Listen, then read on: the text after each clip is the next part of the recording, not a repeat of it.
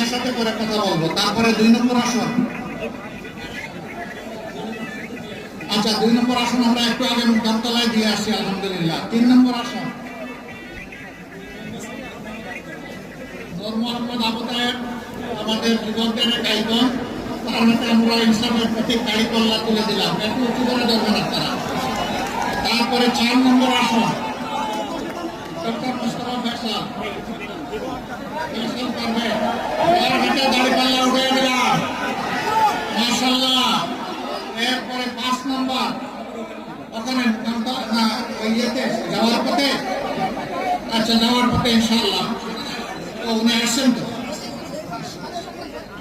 উনি সিমের তারে কে এসে জুড়ে বলেন কবির ভাই, জুড়ে বলেন ইনশাআল্লাহ পাল্লার জয় হবে ইনশাআল্লাহ। তারপরে 6 নম্বর আসন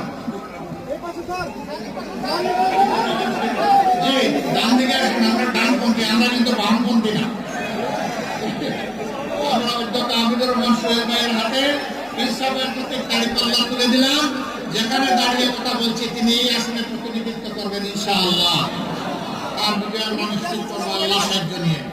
7 নম্বর আসন যে সম্ভবত এখানে সিরিয়ালি তিনি বয়সের দিক থেকে 3 নম্বর হবেন নাকি?